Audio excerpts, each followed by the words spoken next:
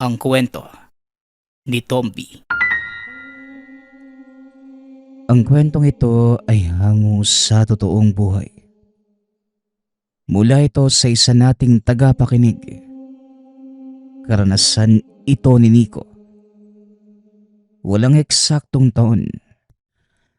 Probinsya ng Iloilo.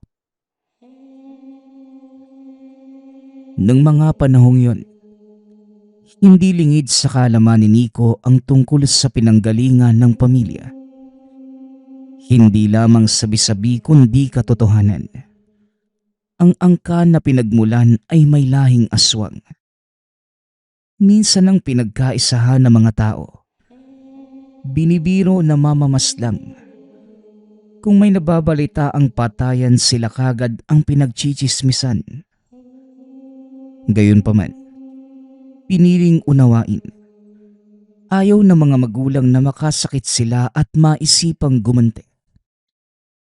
Ang palaging paalala ng ama, ilabas lamang sa kabilang tenga ang pangungutya. May pagkakataon na mahirap magpigil, lalo na kapag nasasagat. Silang magkakapatid. May ilang beses na umuwing galing sa gulo. Ipinaglalaban lamang naman sana ang sarili. Ngunit sila pa ang sinusugod sa tahanan at pinagkakaisahan. Ito ang nag-udyok para lisanin ang sentro at manirahan sa bukirin, kung saan napapalibutan ng mga bundok at malawak na kagubatan. Dito, payapa ang buhay at malayo sa anumang banta ng mga tao. Nang lumaki ang pamilya, hindi na kayang tugunan ng pagtatanim ang pang-araw-araw. Kaya nagpasya ang ama na si Mang Romulo. Dahil nakapagtapos ng high school, nakatungtong pa ng 1 taon sa kolehiyo bilang mechanical engineer at may kakilalang nagtatrabaho sa Saudi. Pangingibang bansa ang naisipan na solusyon sa kahirapan, bagay na kagad namang pinatulan ng ama. Tumagal si Mang Romulo ng mahigit 10 taon. Maliit pa lamang ang mga anak nang umalis. At binata na nang makabalik. Labis ang tuwa ng makapiling muli ang ama. Kaso nga lang, malaki ang naging pagbabago. Kung dati malaki ang pangangatawan at mataba, ngayoy bumabakat na ang buto. Pagod ang mababanaag sa mga mata. Nakangiti naman ito, ngunit mahahalatang hindi tunay na masaya.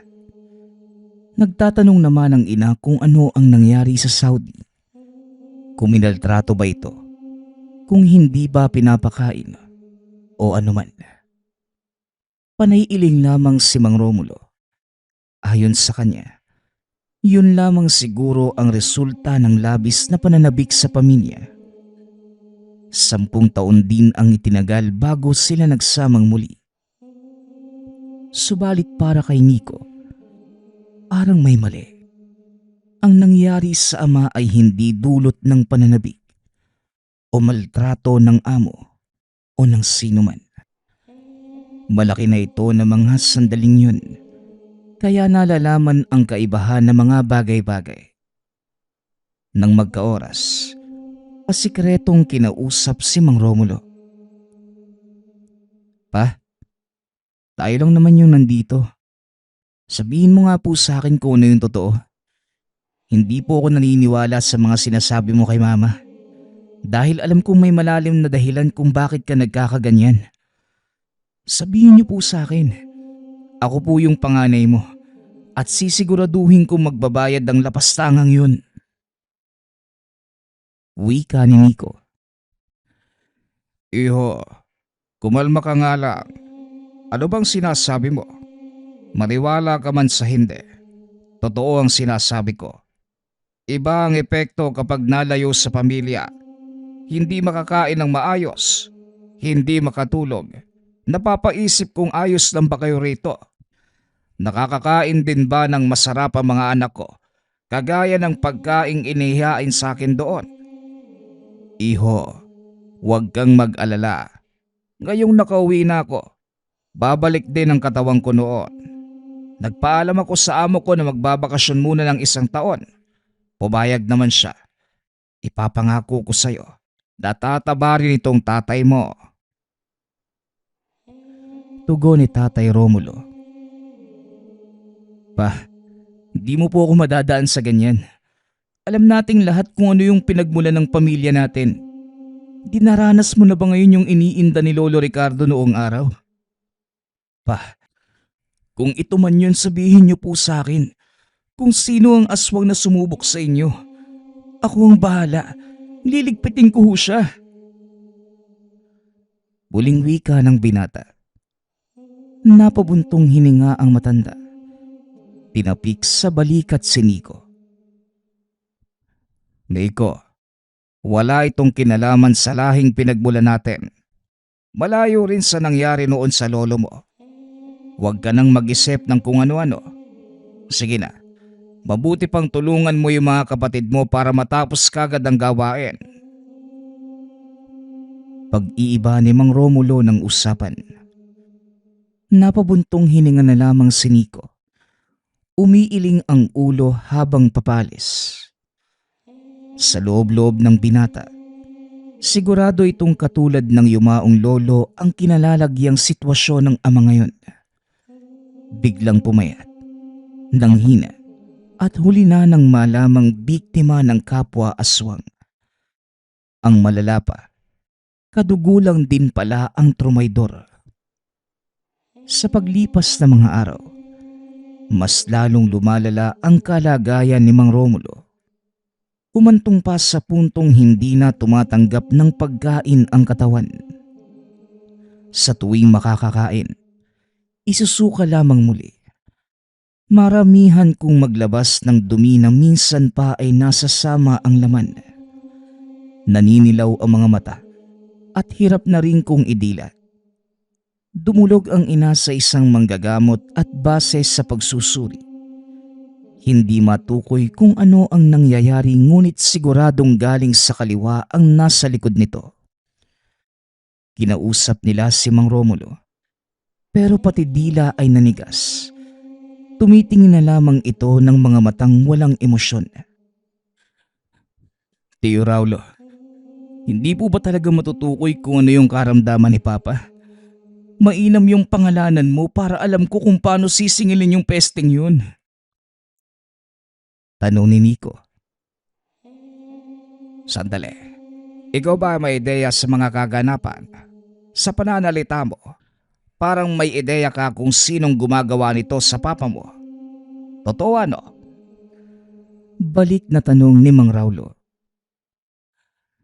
Ganito kasi yung nangyari sa lolo ko dati. Biglang nagkasakit tapos walang manggagamot na tumulong. Natatakot dahil sa lahi namin. Hindi ko alam kung ano yung eksaktong tawag. Pero sigurado ako nakatulad dito kay lolo. Manong, kailangan ko ang tulong mo para mailigtas si Papa. Yung kay lolo, tumagal lang ng ilang linggo bago pinawian ng buhay. Huwag naman sanang umabot sa ganun. Iho, ada naman akong tumulong kasi hindi kayo naiiba sa akin.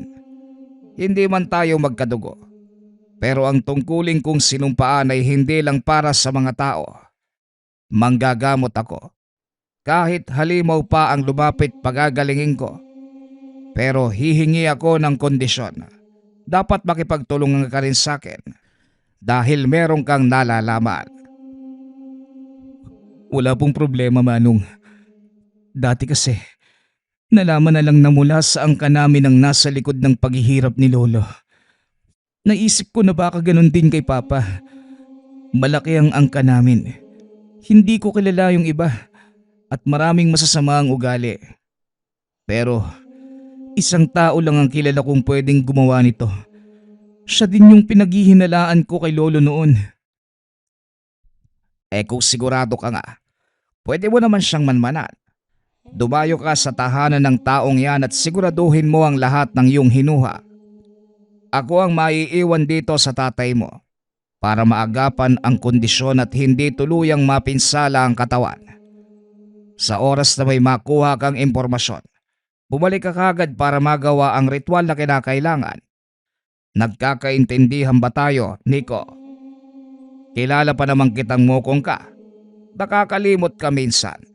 Padalos-dalos pa. Tandaan mo, aayusin natin ang problemang ito ng walang pisikalang laban. Gawin mong tahimik. Nakikinig ka ba? Oo naman po. Si Manong talaga. Oo, aminado akong walang pag-iisip kapag sa ganitong kalagayan. Pero ipinapangako ko po na mag-iingat na ngayon. Wika ni Nico. Hindi sinabi ng binata ang totoo sa ina. Dahil hindi ito makakapayag na lalapit sa kahit na sinong ang kanila. Matagal na silang humiwalay dahil gustong mamuhay ng tahimik, malayo sa kaguluhan. Wala na din silang balita sa mga ito magmula noong umalis pagkatapos mamatay ang ninuno. Ang paalam ni Nico, uutusan ni Mang Raulo na maghanap ng halamang gamot sa karatig bayan kung saan ito makikita. Kinausap din ng matanda ang ina para pumayag. Hindi naglaon. Sinimulan na ng binata ang paglalakbay pabalik sa pugad ng mga angkan.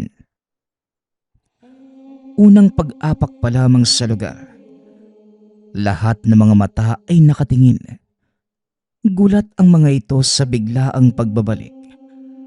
Makikita sa mga kaanak ang samot-saring emosyon. May galit, may gustong manakit, at may nalulungkot. Naiintindihan niya ang galit dahil ito sa pasyang talikuran ang lahi. Hindi lamang maunawaan kung ano ang ibig sabihin ng lungkot na makikita sa mukha ng tiyahin. Ito ang unang lumapit sa kanya para bumate.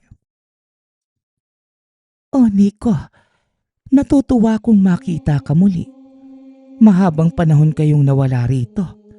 Babalik na ba kayo sa atin?"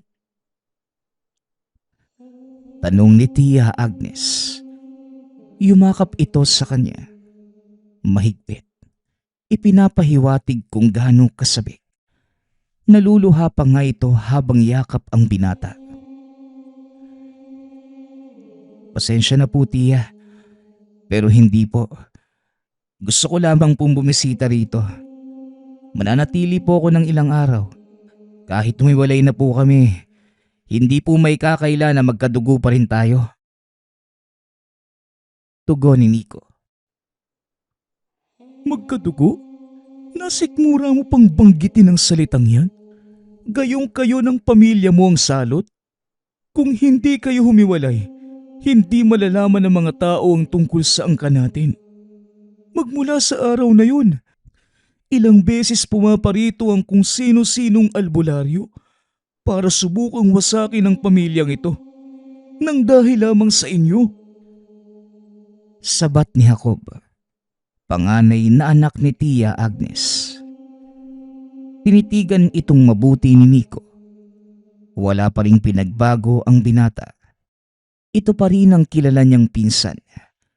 Magagalitin, hindi madaling kausap, hambog, at higit sa lahat, ang siyang pinaghihinalaang nasa likod ng kamatayan ng ninuno. Bagaman walang nakakaalam kung sino ang eksaktong tao, si Jacob pa rin ang naisipan ni Nico. "Ganun ba? Kami nga ba yung dahilan kung bakit nalaman ng mga tao ang tungkol sa angkan natin? O ikaw? Huwag ka nang magtago ng pagkatao mo. Jacob, kilala ka ng iba sa pamilyang to bilang matapang at handang ipaglaban ng angkan sa kahit na sinong magtatangka. Pero ano nga ba yung totoo? Ano ba talaga yung pakay mo?" Dali-daling humarang si Tia Agnes nang akmang susuntukin ni Jacob si Nico. Pinakalma ng tiyahin ang lahat dahil pati ang ibang kaanak ay naghahanda na sa posibleng gulo. Napabuntong hininga na lamang din si Nico. Napapailing sa inaasta ng kaanak. Walang pagbabago sa pamilya. Kung sino ang kagalit ng isa, kagalit na ng lahat. Kagaya ng sitwasyon ngayon. Hindi siya kasundo ni Jacob at ganon din ang ibang pinsang lalaki na kasangga nito. Salamat ka at humarang si nanay. Dahil kung hindi, bangkay kang uuwi sa pamilya mo. Muling wika ni Jacob. Tinapunan ng tingin ni Nico ang pinsan. Sumunod na rin sa tiyahin na inayang tumuloy sa tahanan. Binigyan siya ng kwartong matutulugan. Pinakain ito ngunit natigilan ng maghain ng laman. Tumitig siya kay Tia Agnes at kagad naman itong humingi ng paumanhin. Pasensya ka na, Nico. Nakalimutan kong hindi ka nga pala kumakain ng ganitong putahe. Huwag kang mag-alala. May kanin at ulam naman dyan. Inihaw na manok, kumakain ka ba? Oo naman po. Kahit ano basta, wag lang. Tinignan ni Nico ang tinabing laman. Naunawaan ito ng tiyahin. Pinagsandok na lamang siya ng kanin at ulam. Sa kabila ng pagiging aswang, kumakain din sila ng kanin at ulam kagaya ng normal na tao. Hindi naman sa lahat ng pagkakataon, laman at dugo ang tawag ng sikmura. At nang mabusog, sinamantala ni Nico ang pagkakataong makausap ang tiyahin. Tiya, hanggang ngayon po ba nambibiktima po kayo ng inosente? Diretsahang tanong ni Nico. Hindi na, iho. Aminado kung basta na lamang nambibiktima noon lalo na kapag gutom. Pero natutunan kong pahalagahan ang buhay ng inosenteng tao. Maniwala ka man sa hindi. Inabandona na ang kinakain ko. Huwag mong mamasamain ang ibig kong sabihin. Inabandona. Yun bang itinapo na sanggolat kung saan-saan? Nitong nakaraan, marami akong natagpuan. Patay na rin kaya yun ang itinira ko. Pagpapaliwanag ni Tia Agnes. Napatango naman si Nico. Nagtanong din ang binata tungkol sa bagong kalakaran ng angkan. Tugon ng tiyahin. Malaki ang pagbabago magmula noong namatay ang ninunong si Lolo Ricardo. Kung dati ay hati-hati kapag may nahuling biktima. Ngunit ngayon, kanya-kanya na sila sa paghahanap. Ipinagtapat din ng tiyahin na madalas ang kaguluhan ay dahil parehong mainitin ang ulo ng karamihan. Hindi naman siya nagtataka rito dahil sa kanilang angkan, pataasan ng pagiging hambog. Sa kalagitnaan ng pag-uusap, pumasok si Jacob. May bitbit itong nakabalot ng plastik. Hindi klaro dahil may balot na tela sa loob. Nang mapansing namamasa, may ideya na ito kung ano yun.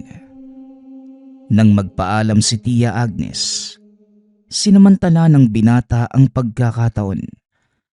Palihim na sinilip ang ginagawa ni Jacob at nahuling nagriritual. Ang bitbit pala kanina, parte ng katawan ng tao. Ipinapahid sa katawan ng dugo. Iniinom ang tira. Isa ito sa pamamaraan para mapanatili ang lakas ng isang aswang. Gayunpaman, may isang bagay na nakaagaw atensyon. Ang selyadong kahon na nasa tabi. Hindi man makita kung ano ang laman. Ngunit base sa nararamdaman mula roon, duda si Nico. Dali-dali ding umalis nang tumingin ng pinsan. Sinimulan na ni Nico ang pagmamasid sa lahat ng kaanak. Kahit ang tunay na pakay ay si Jacob. Gusto lamang makasigurado kung may ginagawa bang kabulastugan ang iba sa kanyang pamilya. Unang binisita, ang tahanan ng tiyuhi na minsang mabuti ang pakikitungo. Minsan napapadalas ang pagsisimula ng away. Ang ama na si Mang Romulo, ang una nitong hinahamon noong araw. Tuwang-tuwa naman nang makita siya ngayon.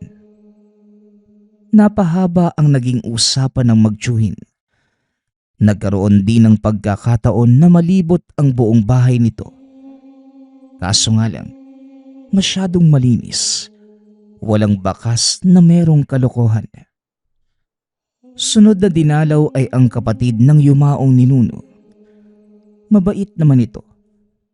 Ngunit minsan ay may lihim ding kagaguhan. Pinatuloy siya. Nag-usap silang dalawa. Inaya siyang mag-inuman. Pinatulan naman ng binata. Nagbabaka sakaling madulas ito sa salita. Nagtawag pa ng iba kaya marami silang nagtipon. Sa kalagitnaan, 10 oras ng gabi na mga panahong yun, nakita niya si Jacob. Nagmamadali ito. Duda sa kilos kaya naman sinundan. Mahaba ang nilakad. Sa kagubatan dumaan. Hindi nagtagal ay bumungad ang libingan ng ninuno. Dito rin nakalibing ang iba pang angka na sumakabilang buhay. Ibinaba ni Jacob ang dalang kahon sa mismong puntod ni Lolo Ricardo. Binastos, inihian, sinipa-sipa. Pagkatapos pumakawala ng masasamang salita, gusto sanang lapitan para awatin. Kaso minabuting manmanan muna ang kilos. Binuksan ang kahon. Kinuha ang supot ng dugo at saka binuhos sa puntod. Pagkatapos nito, patuloy na nagsasambit na mga salita. Hindi kabisado ni Nico kung ano ang mga yon. Ngunit para sa kanya, isa lamang itong kasamaan. Nagmamadali na ring umalis nang mapansing naghihinala na si Jacob. Nang makabalik ito ng tahanan, hinarangan at kinumpronta. Matanong nga lang kita, Jacob, gaano ba kalaki yung galit mo kay Lolo Ricardo para bastusin mo ang puntod niya ng ganon? Ikaw pala yung sumusunod sa akin. Hindi ko nakilala kaagad eh. Nag-iba na pala ang amoy mo. Palagi kang naliligo ano? Anong gamit mong sabon? Teka, huwag mo ngang ibahin ang usapan, Jacob. Umaming ka na. Ikaw ang pumatay kay Lolo, ano? Hindi ka ba tinuruan ng nanay mong tao na bawal magparatang? Huwag kang mambibintang kung wala kang matibay na basehan. Baka mamaya, kapag nadinig ng kaanak natin, ikaw pa itong makatikim.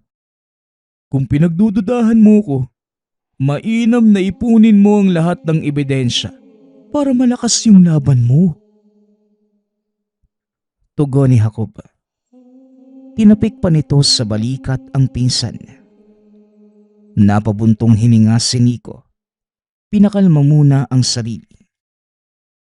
Nang makatulog na ito, pasimpleng ginamit ni Nico ang kakayahan bilang aswang. Pumunta ito sa kwarto kung saan nagaganap ang ritual. Kinuha ang kahon na nakita kanina. Dali-daling dinala sa labas. Sinigurado munang walang nakasunod bago binuksan. Nang masira ang nakabalot na kandado, napasigaw ang binata matapos tumalsik ang asido. Mabuti na lamang, nakahanap kagad ng tubig. Inilublob ang mukha hanggang sa nawala ang hapde. Pagkaangat ay sumalubong si Jacob. Tawang-tawa habang pumapalakpak.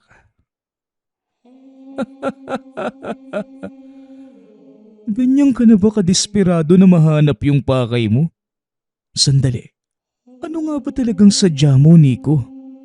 Yung pangkamatayan ni Lolo Ricardo ang pilit mong hinahanapan ng hustisya?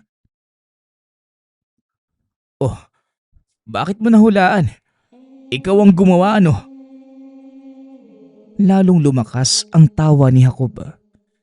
Hindi nagtagal. Nagsilitaw ang mga pinsan na kaanib nito. Masama ang titig na pumalibot kay Nico. Sumakabilang buhay na yung matandang yun. Kaya wag mo nang halongkatin yung nakaraan. Baka mamaya, magulat pa tayo kung babangon yun sa libingan. Nico, wag ka naman masyadong magpakapo. Kapag kami nainggit, ewan ko na lang. Hindi na nakasagot si Nico ng pagtulungan. Tumitilapon ito kahit saan. Hindi pa nakabangon, muli na namang natatamaan. Bugbog sarado. Dahil kahit sabihin pang may lahing aswang, higit ang kakayahan ng mga ito. Dahil nabuhay sa araw-araw bilang aswang at oras-oras na pinaglilinang. Habang siya naman, kailan may hindi tinatangkilik ang lahi. Hindi naglaon. Ginawa na lamang siyang laruan ng mga ito. Pinagpapasapasahan, puno ng kalmot ang katawan, humihingal na nakahandusay sa tabi. Wag na wag kang magsusumbong sa kahit na sino kung ayaw mong puntiryahin namin ang pamilya mo. Alam mo kung paano ako magalit. Nico, dito naman wala kang maaasahan dahil karamihang galit sa inyo. Mauna na kami, ha? Nakakapagod mambugbog sa inutil na kagaya mo. Wika ni Jacob. Ginawaran pa ng palibagong kalmot sa mukha bago iniwan. Humilata na lamang sa lupa si Nico. Pinalipas ang oras para kahit papano makabawi muna ng lakas. Sa kabutihang palad, nakita siya ni Tia Agnes. Nagising ito at kagad hinanap ang binata nang makitang wala sa higaan. Inasikaso ang binata. Nilapatan ng gamot ang mga sugat sa katawan. Ayaw sanang magpagamot ni Nico dahil pamamaraan ng aswang ang ginagamit ng tiyahin. Subalit sa lubha ng lagay, hindi na napigilan.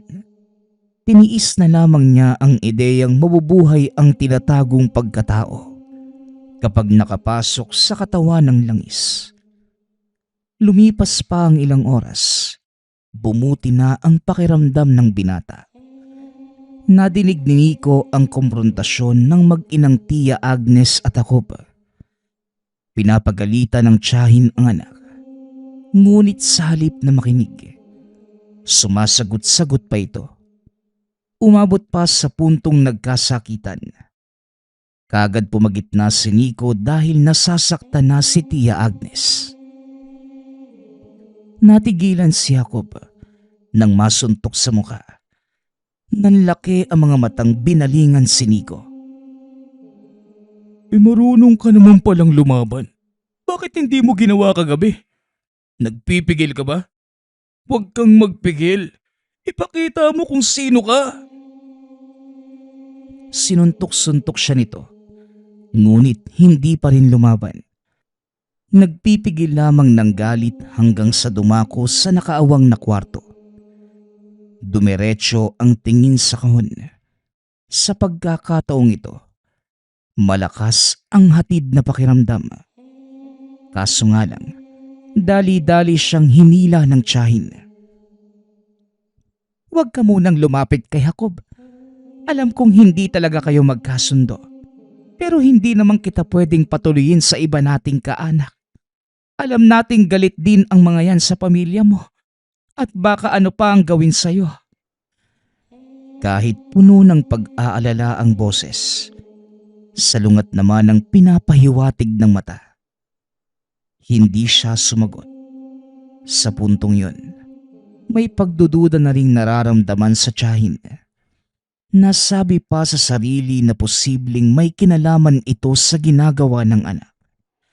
Dahil dito, pati ito ay minatsyagan.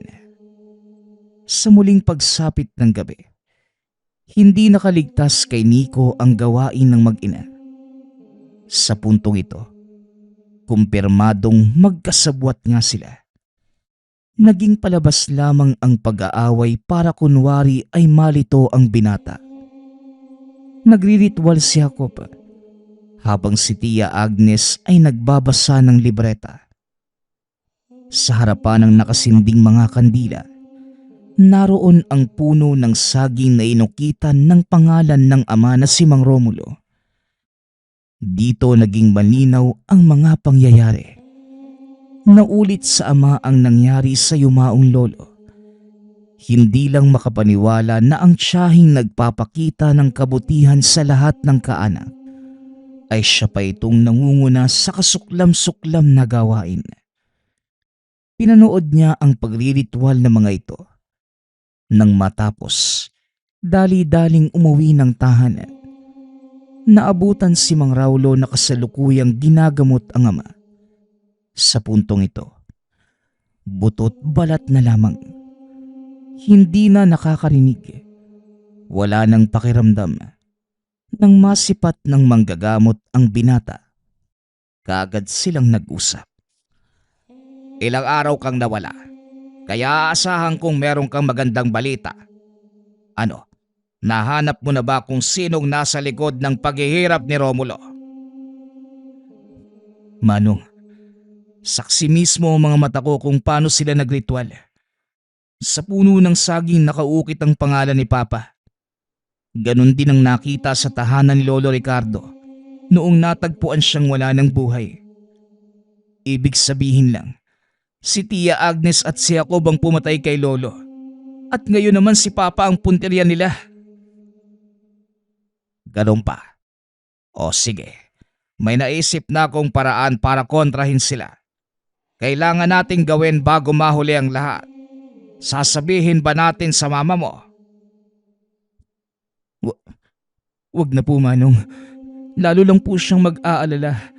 Pati mga kapatid ko. Gawin natin to ng palihim, kagaya ng sinabi ninyo. Sumama si Nico kay Mang Raulo. Buong akala ito ang gagawa ng hakbang. Nagulat siya nang ipakilala ang isang mambabarang. Palipat-lipat ang tingin sa dalawang matanda. Hindi naglaon. Hinila sa tabi ang manggagamot para tanungin. Manong, bakit may mambabarang? Anong gagawin yan? Huwag kang mag-alala. Kapatid ko yan sa ama. Biyasa sa pagpuksa sa kasamaan gamit ang kasamaan. Kaya niyang mag-utos ng pinakamakamandag na hayop na siyang kikitil sa tiyahin at pinsan mo. Gusto mong tapusin sa tahimik na paraan, hindi ba? Ito ang mainam na solusyon. Napalunok si Nico. Binalingan ng pansin ang mambabarang. Nang makita ang mga gamit nito at ekspresyon ng mga mata na handang tumulong, isinabahala sa mga ito ang lahat. Katuwang ng mambabarang si Mang Raulo, hiningi ang pangalan ni Tia Agnes at Jacob. Sinimulang kagad ng mga ito ang pagriritual. Nilabas ng mambabarang na si Manong Augusto ang dalawang garapon ng alopihan. Nilagay ang mga ito sa nagbabagang uling. Nagulat si Nico dahil hindi ito namamatay. Pinataka ng likido, sinabayan ng pagsambit ng orasyon habang paulit-ulit na sinasabi ang pangalan ng mag-ina. Hindi nagtagal, naging kulay itim ang dalawang alopihan. Nang utusan ni Manong Augusto, dali-daling gumapang ang mga ito palabas ng tahanan. Lalarga na ang mga alaga ko. Pupuntahan ang mga lapastangan upang gitilin ang buhay. Pwede nyo nang balikan ang biktima. Ito lang ang mga bagay na dapat tandaan. Kung mamamatay si Romulo sa pagpatak ng 6:00 mamaya, ibig sabihin, bigo ang ritual na ito. Kapag naman biglang sumigla, ibig sabihin, nagtagumpay tayo. Wika ni Manong Augusto. Dali-daling bumalik ng bahay si Nico. Kinakabahan habang nakaharap sama. Panay ang tingin sa oras. Palihim naman siyang sinita ni Mang Raulo dahil naghihinala na ang ina. Kaso nga lang, hindi talaga mapigilan ng binata. Nang sumapit ang 6:00, nanlaki ang mata habang titig na titig sa nakaratay na ama. Nanginginig ang buong katawan ni Nico. Paulit-ulit na sinasambit sa isipan na mabuhay ito. Nang makitang lumampas ang oras at napansin ang unti-unting pagsigla ng ama, hindi napigilang mapasigaw sa tuwa. Nagulat pa ang lahat ng kasama sa kilos. Diretso pang niyakap ang ama. Papa, Papa, buhay ka. Buhay ka. Mabuti na lang talaga lumapit kami. Buhay ka nga, Papa. Natigilan ang binata nang mahampas ng ina. Tinatanong pa siya kung hiniling ba na mamatay ang ama. Agarang umiling si Nico. Sinabing natutuwa lamang na magaling na si Tatay Romulo. Nagtataka ang ina kung paanong nalamang magaling gayon nakikitaan pa ng kaunting panghihina. Hindi na sumagot pa ang binata. Patuloy pa rin sa pagyakap sa ama. Inakalang doon na nagtatapos ang lahat. Nagulantang na lamang nang mambulabog ang mga kaanak. Kahit nasaan yung aswang ang mga ito, kilalang kilala pa rin. Ang hindi matanggap, kasabwat pala si Lolo Isko, na kapatid ni Lolo Ricardo. Beko, gusto ko lang malaman kung may kinalaman ka ba sa pagkamatay ni Agnes sa Tacoba. Hindi ba tumuloy ka sa kanila? Bigla kang nawala noong gabi tapos kinabukasan. Natagpuan na lamang silang wala ng buhay. Ikaw ang salarin. Tama ba? Lolo Isko, paano nyo naman pagbibintangan ng taong matagal nang humiwalay sa angka natin? Oo, umalis ako pero nagpaalam naman. Sa tingin nyo ba, kaya kong pumatay? Hindi ako kagaya ninyo. Hindi nga ikaw pero pwedeng may kasabwat ka. Nakita namin ang mga alupihang ito sa tabi ng bangkay. Hindi ba mula ito sa isang mambabarang? Lolo, huwag mong idamay ang anak ko rito. Malalim na ang gabi. Umalis na kayo para makapagpahinga na ang lahat. Sabat ni Tatay Romulo. Hinila nito si Nico papasok ng tahanan. Ngunit masyadong mapilit ang mga kaanak. Sa isang kurap, nasa harapan na ang aswang. Ginawaran ng kalmot si Nico. Gumanti naman si Tatay Romulo ngunit napuruhan din. Hindi pa gaanong gumagaling ang kaloob-loobang kaya't mahina kumpara sa mga ito. Lumabas na rin si Mang Raulo. Nagpakawala ng mga orasyon sa hangin. Dahan-dahang umatras ang iba ngunit si Lolo Isko nagpumilit na makalapit. Tumilapon ang manggagamot. Gayunpaman, nagulantang ang lahat ng mangisay bigla ang matanda. Nagsisigaw habang may pilit na inaabot sa likod. Hindi nagtagal. May lumabas na malaking alupihan sa bibig. Kinagat-kagat ang iba't ibang bahagi ng katawan nito hanggang sa humandusay. Hindi rin nakaligtas ang iba pang kaanak. Nang magsilabasan ang grupo ng alupihan at pinagkakagat ang mga aswang. Sa mismong bakuran bumulagta ang lahat. Lumobo ang bahaging may kagat na kagad nagkulay lila. Mula sa kadiliman, lumabas ang mambabarang na si Tatang Agosto. Nilahad nito ang nakabukas na garapon. Gumapang ang mga alupihan at bumalik sa loob.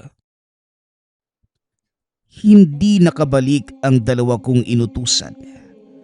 Yun pala ay pinatay. Ano pa nga ba ang gagawin ko sa mga lintik na pumapatay na mga alaga ko? Eh di patayin din. Wika ni Manong Agosto. Pinasadahan ng tingin ang nakabulagtang mga aswang. Pagkatapos, walang paalam na umalis at humabol pa si Mang Raulo para sumabay sa pag-uwi. Matapos ang insidenteng yun, pinalipas ni Nico ang panahon. Naglakas loob na bumalik sa lupain ng angkan. Dito napag-alaman na kanya-kanya na sa pag-alis ng mamatay si Lolo Isko. Ngunit ang pinaka nakakagulat ay ang laman ng kahon na nasa silid ni Jacob. Ang pugot na ulo mismo ng ninuno na si Lolo Ricardo. Sinadya ang libingan nito. Hindi pa masyadong naaagnas ang bangkay at katawan lamang ang naroon. Walang ulo. At bilang paggalang, itinabi ni Nico ang pugot. Pailing-iling na naupo sa tabi ng puntod. Hindi akalain ng binata na magiging ganun ang takbo ng kaganapan. Subalit nagpapasalamat na naging klaro kung sino ang tunay na pumatay kay Lolo Ricardo. Hindi man malinaw ang dahilan. Pinagpalagay na lamang na baka may nagawa itong hindi sinang-ayunan ng lahat. Kaya gano'n na lamang kung pagtangkaan. Dito na rin muling nanumbalik ang lakas ng ama na si Tatay Romulo. Mula sa pagiging butot balat, bumalik ito sa katawang mataba. Napag-usapan nila ang tungkol sa nangyari. Alam ng ama na simulat sa pool na siya ang isusunod ng kapatid na si Agnes. Binantaan na sa oras na magpagamot, madadamay ang buong pamilya. Kaso dahil sa lihim na hakbang ni Nico, nagawa ng paraan bago mahuli ang lahat. At para sa binata, kaunti lamang ang naitulong dahil ang talagang tumapos ng laban ay sina Mang Raulo at Manong Agosto, ang magkapatid na manggagamot at mambabarang. Ang susunod nating kwento ay mula sa isa nating tagapakinig. Karanasan ito ni Alan. Walang eksaktong taon. Probinsya ng Bicol. Sa isang tahimik na baryo sa rehiyon ng Bicol, may isang binata na nagngangalang Alan.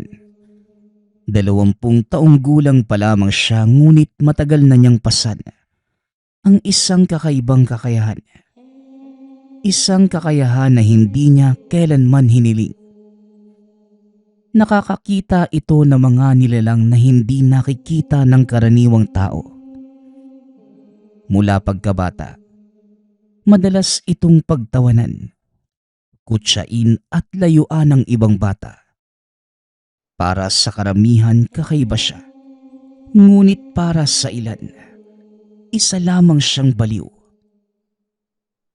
Pero para kay Alan, yon ang kanyang realidad. Kasama niya sa bahay ang ama na si Kaloy at nanay na si Carla. Mahal siya ng mga ito. Ngunit kahit sila ay hirap ding unawain ang mga bagay na nakikita ng anak. Minsan, umuuwi si Alan na umiiyak. Minsan naman ay madungis dahil sa pakikipag-away sa mga batang nanunukso sa kanya. Ngunit sa kabila ng lahat, natutunan ni Alan na mabuhay kasama ang kakaibang katangian. Hanggang sa isang araw, may nakilala itong tao na labis na nagbago ng kanyang buhay. Leching buhay naman to. Bakit ako palagi yung pinagtatawanan ng mga tao? Wala ba silang ibang mapagtripan? Wika ni Alan. Sinipa niya ang isang bote ng soft drinks sa lupa. Bigla namang may nagsalita mula sa likod niya. Kaya nga Ang daya talaga ng mundo, ano? Nagulat si Alan at kagad lumingon. Isang lalaking may makapal na salamin at may hawak na makapal na libro ang nakatayo sa likod niya. Teka, sino ka ba? Kanina ka pa ba dyan? Tanong ni Alan. Ngumiti ang lalaki at sinabing, Ako nga pala si Troy. nanlaki ang mga mata ni Alan. Napansin niyang nakatingin ang lalaki sa isang maliit na nilalang sa tabi niya. Ang sigbi na matagal na niyang kasama. Sandali. Nakikita mo siya? Tumango naman si Troy. Alam mo, ang sabi ng lolo ko, kakaiba daw yung mga mata ko. Katulad mo, nakakakita rin ako ng mga nilalang na hindi nakikita ng iba. Natigilan si Alan. Sa unang pagkakataon sa buhay niya, hindi na siya nag-iisa. Mula ng araw na yon, naging magkaibigan sina Alan at Roy. Hindi na nila pinapansin ang mga taong tumatawag sa kanila ng kung ano-anong pangalan. Sa wakas, may taong nakakaintindi na kay Alan. Hanggang sa isang araw, inibitahan ni Alan si Troy sa kanilang tahanan. Mainit namang tinanggap ng kanyang mga magulang ang binata. Ikaw pala si Troy. Ikaw ang kaibigan ng anak namin, tama ba? Tanong ni Tatay Kaloy. Halika. Kumain ka muna, Troy. Wika naman ni Nanay Carla. Nakangiti si Troy, ngunit may lungkot sa mga mata.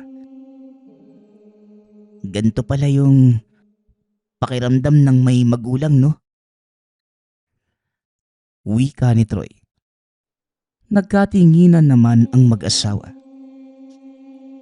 Teka Troy, wala ka bang mga magulang?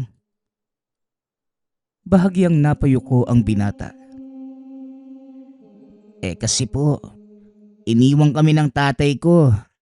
Tapos nagkasakit naman si mama at namatay. Natahimik ang lahat. Lumapit si Nanay Carla at niyakap ang binata. Nang araw na yon, naramdaman ni Troy ang init ng isang pamilya. Matapos naman mananghalian, pumunta sila sa bahay ni Troy. Dito unang nakilala ni Alan ang lolo nitong si Puyo, isang manggagamot at antingero. Troy, ito na ba ang kaibigan mo? Tanong ni Lolo Puyo. Nagmano si Alan, ngunit biglang nanlaki ang mga mata. Sa isang sulok ng bahay, may nakatayong tikbalang. Anong? Huwag ka matakot, Alan. Alaga yan ni Lolo. Tama, kaibigan namin siya. Hindi makapaniwala si Alan. Sa bahay na yon, maraming nilalang ang malayang gumagalaw. Mga nilalang na dati ay akala niyang siya lamang ang nakakakita. Habang tumatagal, mas lalo pang lumalim ang pagkakaibigan nila Alan at Roy. Hanggang sa isang araw, may ibinigay si Lolo Puyo kay Alan. Isang medalyon, isang agimat. Alan, ipangako mo sa akin na aalagaan mo ito. Wika ni Lolo Puyo, sabay abot ng medalyon. Ito ang Infinito de Dios, panlaban sa mga masasamang nilala. Namangha si Alan. Kagad niya itong isinuot. Maraming salamat po, Lolo Puyo. Ito po yung unang regalong natanggap ko mula sa isang kaibigan. Wika ni Alan. Napangiti naman si Troy. Hanggang sa lumipas ang mga taon, nagkolehiyo ang magkaibigan. Si Alan ay nag-aral ng criminology, habang si Troy naman nag-aral upang maging guro. Ngunit kahit nagkahiwalay sila ng landas, nanatiling matibay ang kanilang pagkakaibigan. Hanggang sa isang araw, may nangyaring hindi inaasahan. Isang gabi, nagkita ang magkaibigan. Mukhang mabigat ang nararamdaman ni Troy. "O Troy, anong nangyari?"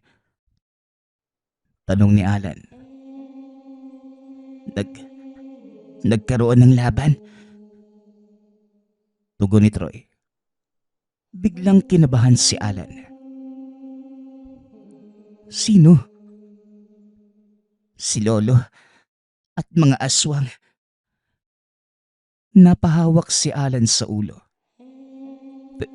Teka Troy, ayos lang ba siya?" "Buhay naman, pero malubha yung sugat eh." Wika ni Troy. Dali-dali silang pumunta sa bahay ng binata. Pagkarating sa tahanan ni Lolo Puyo, nakita ni Alan ang matanda na puno ng sugat. Ngunit matatag pa rin ito. Alan, bay, hihilingin lang sana ako sa'yo. Tumango si Alan.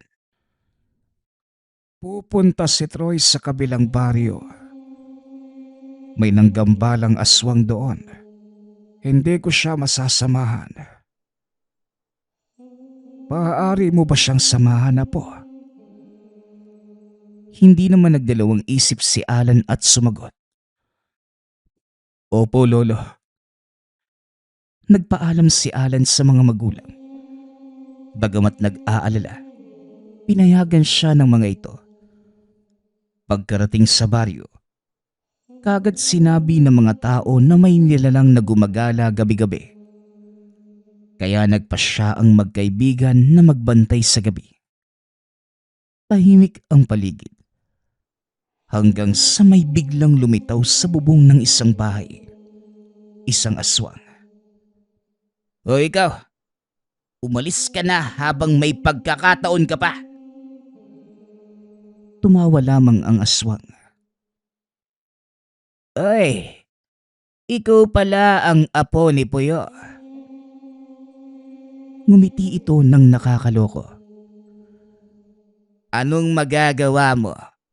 Natalo ko na ang lolo mo." Nang galaiti si Troy, tumalo ng aswang at tumakbo papuntang bundok. Sinundan ito ng magkaibigan.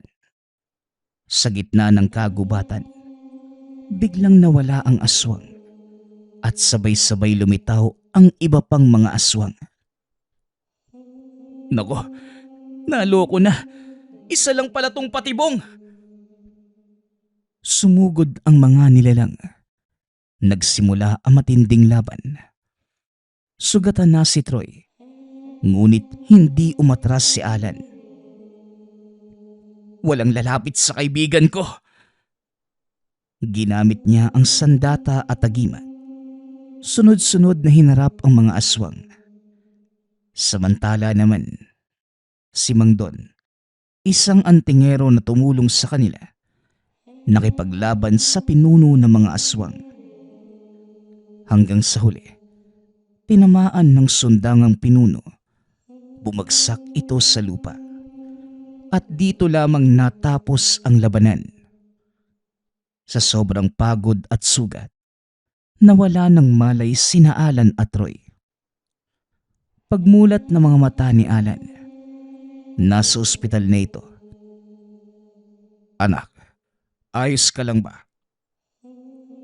Ngunit isang tanong lamang ang nasa isip ni Alan. Teka tay, nasan po si Troy?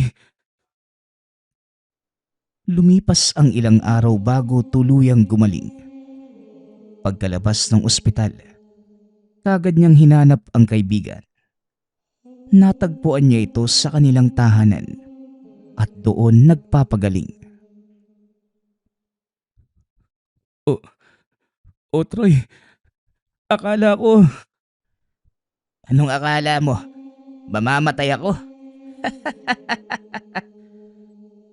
Nagtawanan ang magkaibigan. Lumapit naman si Lolo Puyo. Nanalo kayo. Nailigtas ninyo ang baryo. Mula ng araw na yon, mas lalo pang tumibay ang samahan ni na Alan at Roy. Marami pa silang haharapin na laban sa hinaharap. Ngunit isang bagay lamang ang sigurado. Ang mga mata ni Alan na dating itinuturing na sumpa, naging dahilan upang matagpuan niya ang kanyang tunay na kaibigan. At sa mundong puno ng dilim at misteryo, minsan, ang kakaibang mga mata ay siyang nagbibigay ng liwanag. Nagpapasalamat nga pala ako sa lahat ng sumusuporta sa ating channel. Nawa ay patuloy niyong suportahan at pakinggan ang ating mga kwento. Hanggang sa muling pakikinig. Paalam.